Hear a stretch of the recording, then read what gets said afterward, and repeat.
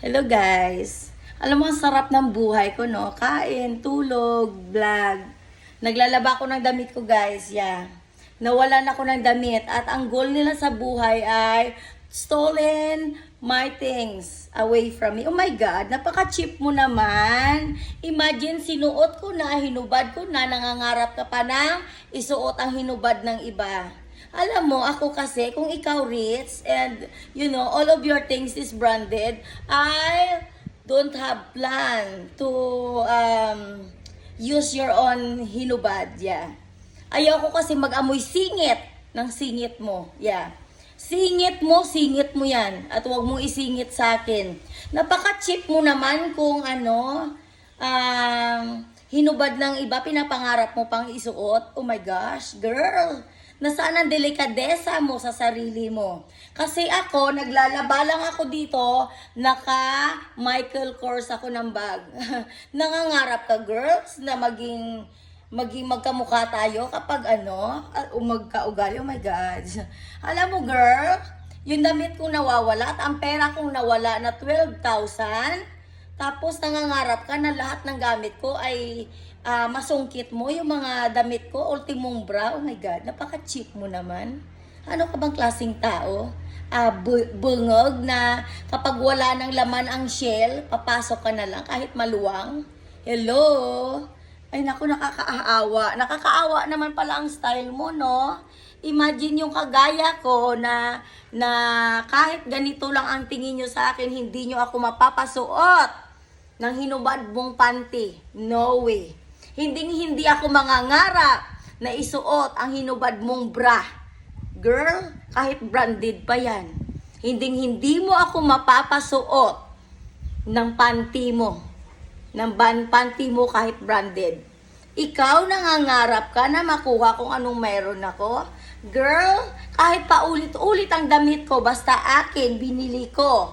In my own money. Wala akong pakialam sa branded mo. Pero ako yung mga gamit ko, pinapangarap mo na masungkit at masuot dahil komportable ka sa damit ko. Wow, nice. How nice. Slugi lang pinapangarap mo matikman ng suot dahil komportable ang boobs ko at ang boobs mo. Nakakahiya ka naman. Diyos ko, wala kang delikadesa sa sarili mo. Sa sarili mong katawan. Ako, binubwisit mo. Piling mo kasi ay magkakanda paus-paus ako kakasigaw.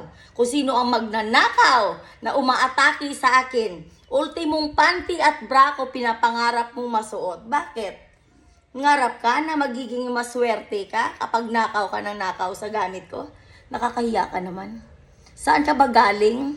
Paano ka ba ginawa ng nanay mo na ultimong damit ng ibang tao na pinagsawaan na pinapangarap mong masungkit, hoping, nakaganda-ganda at kaakit-akit ka kapag sinuot mo ang gamit ko.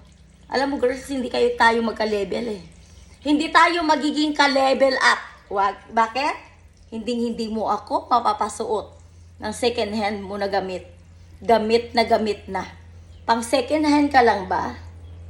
Ayun ang katanungan ko eh. Pang second hand ka lang ba na nangangarap ka hoping na makuhaan mo at na maubos mo ang damit ko? Promise, makita lang kita kung saan nasuot mo ang gamit ko. Magbabayad ka sa akin ng perang 12,000 na nawala sa akin. Be careful girl sa mga ginagawa mo. Dahil kahit saang mall tayo magkita, promise, hihilahin ko ang buhok mo. Iuuntog kita sa pintuan ng gwardiya kung saan kita iuuntog. Naiintindihan mo ba? Naiintindihan mo? Ganun ang gagawin ko sa iuuntog kita sa gwardiya, sa harap ng gwardiya kapag nakita ko ang suot-suot mo ang gamit ko. Tangina mo nga palang bungog. Yeah. Bungog na mahilig magsuot ng mga hinubad ng iba. Yeah. Tang-ulol mo nga pala. Tang-ulol mo. Congratulations nga pala sa ninakaw mo. Tama, branded yan. Yeah. Galing Europe. Kapag nakita ko, umanda ka sa akin. Umanda ka lang ha. Umanda ka lang. Ano pa ako ngayon? Maamong tuta pa ako ngayon. Pero next time, pag nakita kita, kakalbuhin kita kahit sa harap pa tayo ng gwardiya. Yeah. Tang ulol mo nga pala. Enjoy mong puta ka. Tang ulol mo.